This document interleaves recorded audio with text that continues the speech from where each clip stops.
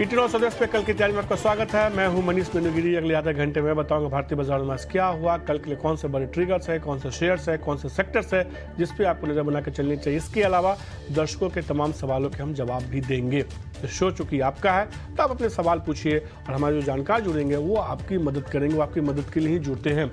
इस शो में आप पूछेंगे कैसे हम जुड़ सकते हैं। तरीका बेहद आसान है। आपके पास जो भी शेयर है, जिस भाव पे आपने लिया है, ये तमाम जानकारी आपको इस नंबर पे व्हाट्सएप करना होगा। इसके अलावा दूसरा तरीका और भी है। आप ईटीनॉल स्वदेश के ट्विटर, फेसबुक, इंस्टाग्राम पेज पे जाइए, उसको फॉलो कीजिए। इसके अलावा आप व्हाट्सएप में भी ईटीनॉल स्वदेश को फॉलो कर सकते हैं और आपको सिर्फ लिखना है KKT स्पेस देन और अपना सवाल भेज देना है। एक और आसान तरीका है, जो तीसरा तरीका है और आसान तरीका है, आपको करना कुछ नहीं, यूट्यूब पे जाइए, कल की तैयारी शो को देखिए। वो शो को आप वैसे भी आपको देखना चाहिए क्योंकि उसमें कई सारे ऐसे शेयर हैं जिस पे जवाब आपको मिल जाएंगे।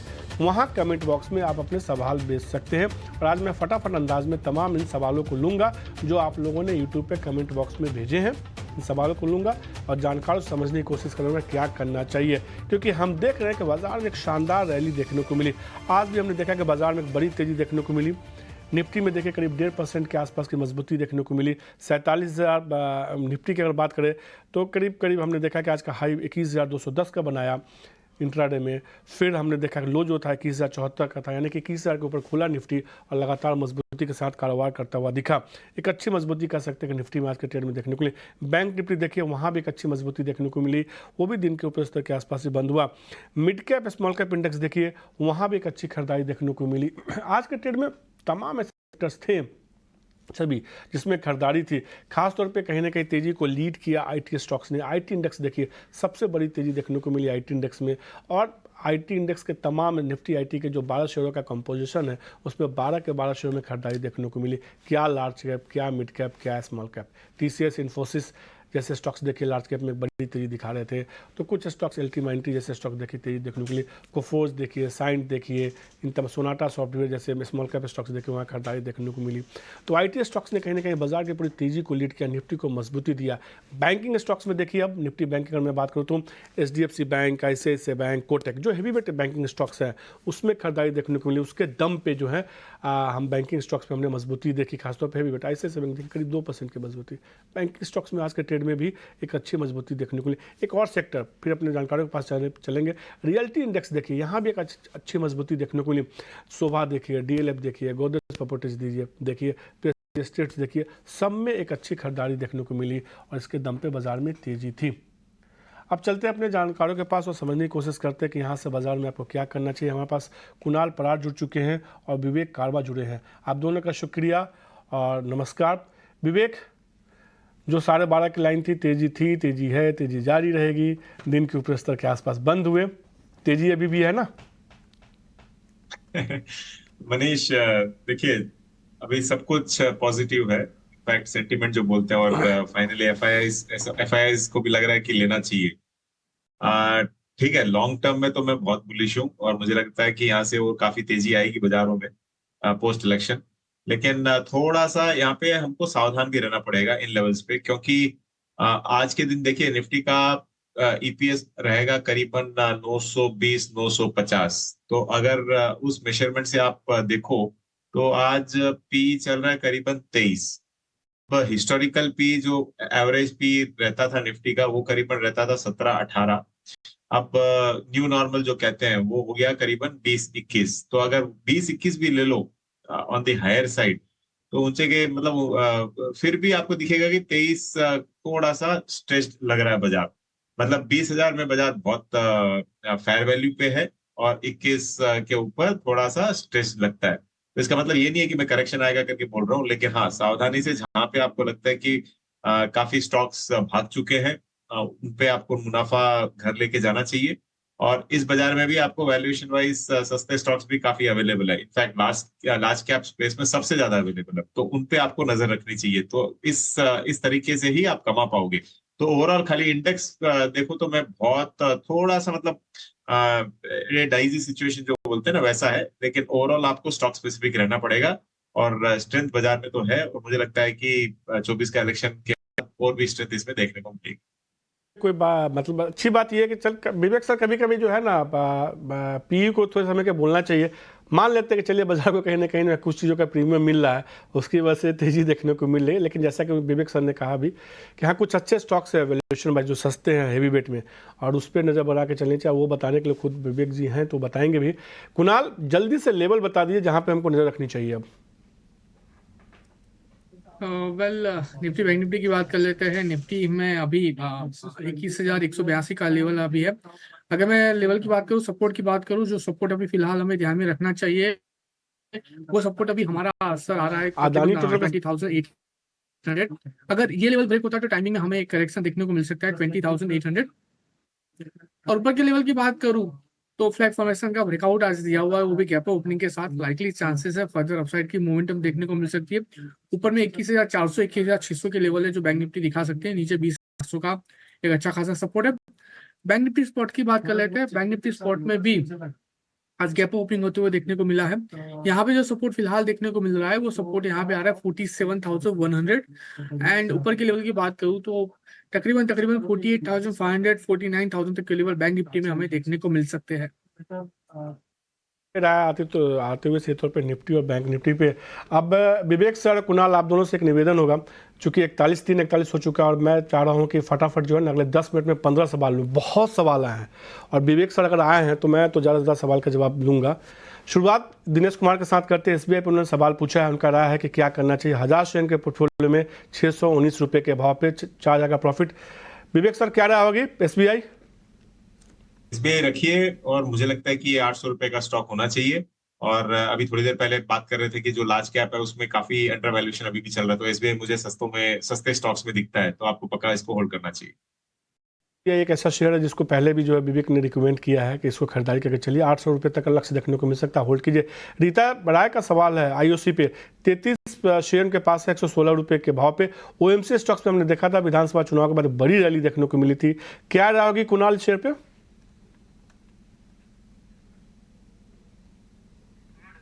कुणाल, IOC आपने म्यूट कर रखा लगता है। Yes. पूरा देश सुनना चाह रहा है आपको। वेल, 116 की खरीदारी है और अभी प्रॉफिट में है। ऊपर में 128 तक के लेवल है। अगर पोजिशनल लेवल पे उन्होंने खरीदारी की है तो मेरा मानना है 128 आता है तो वहां पे वो प्रॉफिट बुकिंग करके निकल सकते हैं। 28 तक आता है तो आप वहां पे प्रॉफिट बुक कीजिए। जो अगला सवाल है अंकिता सिंह का, दीपक फर्टिलाइजर पे 23 रुपये का 23 शेयर है, 575 रुपये का भाव उन्होंने लिया है। वो जानना चाहती है कि दीपक फर्टिलाइजर में क्या करे। विवेक, क्या राय होगी दीपक फर्टिलाइजर? देखिए, नाम दीपक फर्टिलाइजर, लेकिन इसमें काफी केमिकल्स का बिजनेस होता है, और केमिकल्स यहाँ से रिकवरी मतलब एक बाउंस बैक देने के लिए रेडी है, तो आपको इसको होल्ड करना चाहिए। वैल्यूएशन भी काफी कंफर्टेबल वैल्यूएशन पे है स्टॉक। तो पे दीपक फर्टिलाइजर होल्ड करने की सलाह होगी। जो अगला सवाल है राज अरोड़ा जी का है, केमिकल स्टॉक्स के पोर्टफोलियो में फाइन ऑर्गेनिक्स पे उन्होंने सवाल पूछा। 60 शेयर के पोर्टफोलियो में 6,160 रुपये के भाव पे वो जानना चाहते हैं क्या करे। काफ़ी नुकसान हो रहा है इनको। कुणाल, क्या राय होगी इस पर? वेल, स्टॉक अभी बॉटम पे चल रहा है और पहले भी सेम लेवल का सपोर्ट लेके स्टॉक ने अच्छा खासा बाउंस बैक दिखाया था। व्यू होल्ड करके चलने का बन रहा है। जैसे ही ऊपर में 4,600 स्टॉक क्रॉस करेगा, वन वे ऊपर में हमें 5,200 तक के भी लेवल ये स्टॉक दिखा सकता है। तो फिलहाल होल्ड करके चलने की सलाह है। पे ये कि आप शेयर को अभी होल्ड करके चलिए। अगला सवाल जो रत्ना मंडल जी का है, ASM टेक्नोलॉजी पर उन्होंने सवाल पूछा है। 200 शेयर के पोर्टफोलियो में है 423 रुपये के भाव पे। ASM टेक्नोलॉजी, विवेक क्या राय होगी आपकी? सेमीकंडक्टर और जो चिप्स का बिजनेस है, सरकार यहाँ से काफी फोकस दिखा रही है, और 2-4 दिन पहले की न्यूज है कि सरकार यहाँ पे कुछ ना कुछ बड़ा करने वाली है। तो ASM टेक्नोलॉजीज उसी स्पेस में आता है, तो इसको होल्ड करना चाहिए। मुझे लगता है कि ये स्पेस काफी सरप्राइजेस आपको देगा। तो रत्ना जी होल्ड करके रखिए, जिस सेगमेंट में उस सेगमेंट में अच्छी मजबूती देखने को मिल सकती है। सूरज जोशी का सवाल है, सुजलॉन पे 51,000 शेयर ले रखा है 18 रुपये पे। क्वांटिटी बहुत ज़्यादा है, 9 लाख का इसका प्रॉफिट हो रहा है। दोनों गेस्ट से मैं सवाल पूछा हूँ। सुजलॉन पे बहुत लोग सवाल पूछ रहे हैं।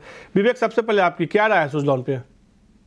देखिए, पहले तो इनको बधाई, क्योंकि जबरदस्त प्रॉफिट कमा रहे हैं ये, और मुझे लगता है कि इसको होल्ड करना चाहिए। जो सुजलॉन पहले समझता था कि करीबन 4 गीगावाट्स ये लोग लगाएंगे, वो सरकार की तरफ से हो नहीं रहा था, लेकिन अब सरकार का एम है कि 10 गीगावाट लगाए, तो इसके लिए स्टॉक में री रेटिंग हुआ है, और मुझे लगता है कि वो ऊपर जाएगा। जी होल्ड करके रखिए। जो आपके पोर्टफोलियो में जो है कह सकते हैं सूरज चमक रहा है, जोरदार मुनाफा हो रहा है, लेकिन एक स्टॉप लॉस बहुत जरूरी है, क्योंकि मुनाफा देखने का कोई फायदा नहीं जब तक कि मुनाफा जेब में नहीं है। एक स्टॉप लॉस बता दिए इनके लिए सुजलॉन पे। कल लोअर लेवल पे जो स्ट्रॉन्ग सपोर्ट आ रहा है वो है 33 का है। जब तक 33 ब्रेक नहीं करता है सुजलॉन को होल्ड करके चलना चाहिए। तो सुजलॉन को इस लेवल के हिसाब से आप होल्ड करके चल सकते हैं, स्टॉप लॉस लगा के। फेनिल साग जी का सवाल है, माइंटेक पे उन्होंने पूछा है। माइंटेक के 200 शेयर के पोर्टफोलियो में है, 144 रुपये 75 पैसे के भाव पे माइंटेक इंडिया। क्या राय होगी कुणाल आपकी? वेल 248 अभी स्टॉक ट्रेड कर रहा है और देखने जाए तो काफी अच्छा ब्रेकआउट स्टॉक ने दिया हुआ है। होल्ड करके चलने की सलाह है। जो उसका रिसेंट का टॉप है वो भी स्टॉक टच कर सकता है 300 का लेवल।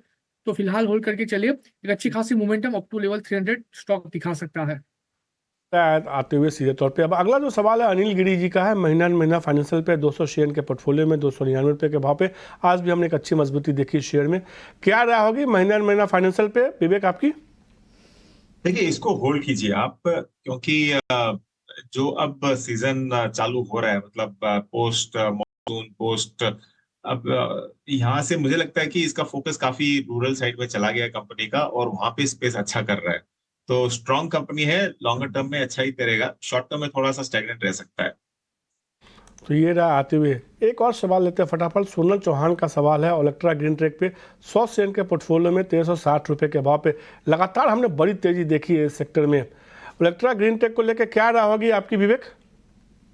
देखिए, स्टॉक मैं इसको 300 रुपए से ट्रैक कर रहा हूँ, और वो जो बसेस, ईवी बसेस वगैरह, उस कारोबार के कारण स्टॉक में काफी री-रेटिंग आई। लेकिन यहाँ पे थोड़ा सा कॉस्टली लगता है। आप होल्ड कीजिए, फ्रेश बाइंग या सेलिंग की सलाह नहीं दूंगा, लेकिन आपको करीबन 1150 अगर स्टॉप लॉस लगा के इसको रखो तो अच्छा कर सकता है। कारण ये है कि जितनी भी बाकी बड़े बसेस की कंपनीज है वो भी इलेक्ट्रिक व्हीकल्स बना रही है, मतलब बसेस बना रही है, तो खाली इलेक्ट्रिक को बिजनेस मिलेगा ये कोई जरूरी नहीं है। तो ओवर वैल्यूड है थोड़ा सा। के तौर पे ओवर वैल्यूड है ओलेक्ट्रा ग्रीन। जैसा कि इन्होंने कहा भी कि लगातार एक अच्छी मजबूती 300 के लेवल से उन्होंने ट्रैक किया है, एक बड़ी तेजी देखने को मिली है। एक सवाल मैं और यूट्यूब से लूँगा, और ये सवाल कुणाल आपके लिए है, विवेक आपके लिए है। चूँकि एक दर्शक है, इन्होंने कनाडा से सवाल भेजा है। इन्होंने लिखा है, देवेंद्र गुप्ता जी ने, कि मैं कनाडा में रहता हूँ, मैं डेली शो देखता हूँ कल की तैयारी। उनका एक बेसिक सवाल है विवेक, और उसको बताइए। उनका कहना है कि मेरे पोर्टफोलियो में कितने शेयर हमको रखने चाहिए? अच्छा सवाल है। देखिए, मेरे पोर्टफोलियो में आज के दिन सिर्फ 9 कंपनीज हैं, 9 शेयर। तो काफी कॉन्सेंट्रेटेड पोर्टफोलियो है। तो आप डिपेंड करता है। देखिए, मुझे लगता है कि एक एवरेज पोर्टफोलियो 15 से 20 कंपनीज हो तो बहुत अच्छा है। 20 के ऊपर गए तो वो आपका पोर्टफोलियो एकदम बेकार हो जाएगा। मैक्सिमम 15 से 20, डिपेंडिंग ऑन द अमाउंट। आप अगर 10 लाख डाल रहे हो तो मेरे हिसाब से 4-5 कंपनी भी काफी है। अगर कॉन्सेंट्रेटेड बेट ले सकते हो तो यहाँ पे आपके वित्तीय सलाहकार की बहुत आवश्यकता होगी, क्योंकि कॉन्सेंट्रेटेड पोर्टफोलियो आपको बहुत ज्यादा रिटर्न भी दे सकता है और रिवर्स नुकसान भी दे सकता है। तो इसके लिए करीबन आप अगर 5% भी एक कंपनी में डालो तो मैक्सिमम 20 कंपनियां, 20 इंटू 5, 100% आपका पैसा इन्वेस्ट हो जाएगा। तौर पर देवेंद्र जी आपको जवाब मिल चुका हो। 20 से ज़्यादा मत रखिएगा। 20 से ज़्यादा रखेंगे तो आपको उसको फॉलो करने में, उसके बारे में पढ़ने में, जानकारी जुटाने में दिक्कत होगी, और फिर दिक्कत हो सकती है। जो अगला सवाल है, एक और यूट्यूब से मैं सवाल ले रहा हूँ, प्रदीप जी का सवाल है। वो पॉलीप्लेक्स पे पूछना चाहते हैं कि क्या करना चाहिए। कुणाल, पॉलीप्लेक्स को लेकर क्या रहा है? इस लेवल पर खरीदारी करनी चाहिए, गिरावट का इंतजार करना चाहिए? वेल गिरावट पे इंतजार करना चाहिए। स्टॉक अभी डाउन ट्रेंड में चल रहा है और लाइकली चांसेस है कि फर्दर डाउनसाइड का मोमेंटम भी स्टॉक दिखा सकता है समवेयर अराउंड 900। अगर ये लेवल आता है तो ही खरीदारी करके चलिए। मत खरीदारी कीजिए, जब 900 के आसपास आता है तब खरीदारी करके चल सकते हैं। जो अगला सवाल है इरेडा पे, अभिषेक जी का है, और बहुत लोगों ने सवाल पूछा है इरेडा को लेके। विवेक, क्या रहा है इरेडा को? तेजी तो इसकी थमने के नाम नहीं ले रही है, गाड़ी छूट गई क्या ये? देखिए मनीष, मुझे लगता है कि कुछ ज्यादा ही मार्केट फैंसी कर रहा है स्टॉक को। ये तो हो नहीं सकता कि सरकार इतने बड़े डिस्काउंट पे दे दे, जहां मतलब इसका सही वैल्यूएशन और उससे आधे से ज्यादा कम दाम में दे। तो स्टॉक मुझे लगता है कि आज के दिन ओवर वैल्यूड है, और इसमें आपको धीरे धीरे ऊपर जाता है, जैसे जैसे प्रॉफिट बुक करना चाहिए। तो नीचे आए तो बात अलग है, लेकिन यहाँ पे तो मैं तो नहीं। तो सीधे तौर पे ये रहा, तो नीचे आया तो जैसे जैसे आप नीचे प्रॉफिट बुक करते जाइए शेयर में। अभी वैल्यूएशन कहीं ना कहीं काफ़ी ज़्यादा महंगा हो चुका है, खासतौर पे दूसरे स्टॉक्स के साथ कंपैरिजन करें आरईसी और पीएफसी पे। एक सवाल आरईसी पे ही है, अभिजीत जी ने सवाल पूछा आरईसी पे। उनका कहना है कि 113 के भाव पे लिया है। उन्होंने कहा, उनका कहना है कि मैं लंबी अवधि के लिए होल्ड करना चाहता हूँ। एक अच्छा मुनाफा हो रहा है उनको, 113 करीब 2.5 गुना से 3 गुना का भाव हो चुका है। ईयर टू डेट इसका चार्ट दिखा दिए, सब कुछ साफ हो जाएगा कि कितनी बड़ी तेजी देखने को मिली है। आरईसी को लेकर क्या राय होगी विवेक? पक्का होल्ड रहेगा ये। जितना रनअप दिया है उस पे मत जाओ। पावर आपको बहुत सालों बाद, इनफैक्ट 10 साल के बाद एक री रेटिंग दिखा रहा है। तो इसके लिए ये सारे अभी भी अंडर वैल्यूड लग रहे हैं मुझे। इनफैक्ट आप आरईसी का अगर पेग रेशियो भी देखो तो करीबन 0.45 0.5 पे होगा, तो काफी अंडर वैल्यूएशन आज भी है। तो इसको होल्ड रखिए, यहाँ से भी काफी ऊपर जा सकता है। होल्ड रखिए और तेजी देखने को मिल सकती है। एडा की बात होगी, आरईसी की बात होगी तो लगे हाथ पीएफसी की भी बात करते हैं। आरईसी और पीएफसी तो जोड़ीदार शेयर है। राजेश जी का सवाल है, उन्होंने पूछा है कि 800 शेयर मेरे पास है 270 रुपये के भाव पे, क्या करना चाहिए? कुणाल, क्या करना चाहिए पीएफसी पे? जैसा विवेक जी ने कहा, यहाँ पे रीरेटिंग हो सकता है और भी ऊपर के भाव आरईसी में दिखने को मिले, तो सेम वे पीएफसी में होगा। 423 का क्लोजिंग है। अगर मैं नियर टर्म की बात करूँ तो लाइकली चांसेस है 520 तक के भी लेवल ये स्टॉक दिखा सकता है एज पर द एक्सटेंशन, तो होल्ड करके चलने की सलाह है। पीएफसी में मजबूती देखने को मिल सकती है। एक आखिरी सवाल लेते हैं, विष्णु दास जी का यूफ्लेक्स पे सवाल है। यूफ्लेक्स को लेकर वो टारगेट मांग रहे हैं अगले 1 साल के लिए, क्या राय होगी विवेक आपकी? यूफ्लेक्स को लेकर क्या नजरिया है? देखिए, जो पैकेजिंग सेगमेंट है वो अच्छा कर रहा है, लेकिन यूफ्लेक्स मुझे लगता है कि काफी कॉस्टली साइड में आज भी स्टॉक दिखता है। और आप अगर इसका रिटर्न ऑन द इक्विटी भी देखो तो काफी कमजोर है। तो मेरे हिसाब से आपको इसको अवॉइड करना चाहिए, और इसके बदले आप अगर ईपीएल भी लो, एक और कंपनी है ईपीएल जो पहले एसएल प्रोपैक के नाम पे जानी जाती थी, तो उसको भी अगर लेते हो तो ये बेटर पिक है यूफ्लेक्स से। तो ये रहा, तो ये तौर पर यूफ्लेक्स पर आप भी अपने सवाल भेज सकते हो, और प्लीज़ आपको लिखने की जरूरत नहीं कि प्लीज़ समय सवाल लीजिए। आपका शो है, हम सवाल जरूर लेंगे। कई बार समय की कमी होती है इसलिए हम सवाल नहीं ले पाते, अगले दिन लेंगे। लेकिन अब फटाफट निवेश की बात करते हैं वीआईपी स्टॉक्स की।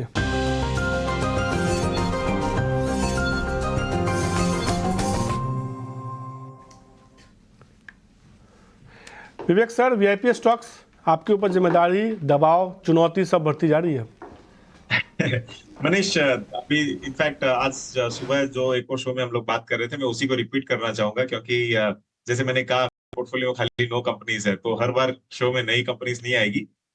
मुझे लग रहा है आज तीनों, मतलब दोनों स्टॉक्स बैंकिंग सेगमेंट से ही रहेंगे। एक तो है आईडीएफसी फर्स्ट बैंक, जहां पे करेक्शन देख लिया गया है और यहाँ से वापस रिकवरी की उम्मीद है। तो मुझे लगता है कि आईडीएफसी बैंक लेना चाहिए आपको। 101 रुपए का टारगेट इस पे मिल सकता है। दूसरा टारगेट ये मैंने दिवाली पे भी दिया था, करीबन 900-930 की रेंज में। आईसीआईसीआई बैंक, ये लग रहा है कि 1100 आपको क्रॉस करके दिखाएगा। अभी थोड़ी देर पहले जैसे मैं बोल रहा था कि लार्ज कैप में काफी अंडर वैल्यूएशन है, तो आईसीआईसीआई बैंक काफी अंडर वैल्यूएशन दिख रहा है। 1100 तो इमीडिएट टारगेट है, उसके बाद में और भी ऊपर जा सकता है। और एक और स्टॉक के बारे में हम लोग आज सुबह बात कर रहे थे, वो है नेस्को। ये मैं आपके शो पे करीबन 580-600 से बात कर रहा हूँ। मतलब वीआईपी में ले लो चाहे दूसरे शोज पे भी, ये आज 840 841 में शायद बंद हुआ है। मुझे लगता है कि इसको आपको 1000 रुपए तक लेके जाना चाहिए स्टॉक। और रियल्टी स्पेस आज बहुत बड़ा गेन दिखाया है, और ये इस कंपनी रियल्टी काफी होल्ड करती है। तो आईडीएफसी फर्स्ट, आईसीआईसीआई बैंक जो शेयर पसंद आ रहे हैं, उनको लगता है मजबूती देखने को मिल सकती है। आईसीआईसीआई बैंक में 1100 का लक्ष्य बता रहे हैं ना आप विवेक? हाँ जी, 1100 का लक्ष्य कीजिए। अभी 1133 का भाव, 1033 का भाव है। इसका लक्ष्य तुरंत चेंज कीजिए, 1100 का लक्ष्य होगा। 1 महीने में मजबूती देखने को मिल सकती है आईसीआईसीआई बैंक में। इसका टारगेट को चेंज कर दिए, 1100 होगा। आईडीएफसी फर्स्ट बैंक में 100 रुपये तक का लक्ष्य देखने को मिल सकता है। कुणाल, आपकी तरफ से क्या राय होगी? मेरे ओर से 2 स्टॉक है एक हफ्ते के नजरिए से। सबसे पहला ऑरो फार्मा है, 1052 के अराउंड बाय करके चलने की सलाह है। 1000 का एसएल मेंटेन करके चलेंगे, 1000 का लेवल है एज एसएल। पहला टारगेट 1095 का है, जैसे ही क्रॉस करेगा 1160 तक का अल्टीमेट टारगेट भी ये स्टॉक हमें दिखा सकता है। और दूसरा आईसीआईसीआई बैंक ठीक कर दो यार। अरबिंदो फार्मा खरीदारी करने की सलाह, 1095 का लक्ष्य होगा, 1160 रुपये का लक्ष्य, 2 लक्ष्य बता के चल रहा है। 1 हफ्ते के नजरिए के हिसाब से आप खरीदारी करके चल सकते हो। और आईसीआईसीआई बैंक में ध्यान रखिए, 1000 नहीं 1100 के लक्ष्य के साथ खरीदारी करने की सलाह दे रहे हैं। उनको लगता है कि मजबूती देखने को मिल सकती है। ये बात हुई ना, ठीक हो गया, 1100 का लक्ष्य होगा। शुक्रिया विवेक और शुक्रिया कुणाल आपका। फटाफट अंदाज में जो है ना, आपने जो है, हमने टारगेट 15 रखा था, हमने ज़्यादा सवाल ले लिया आज के लिए। कल की तैयारी में आज के लिए इतना ही। मुझे दीजिए इजाज़त, नमस्कार।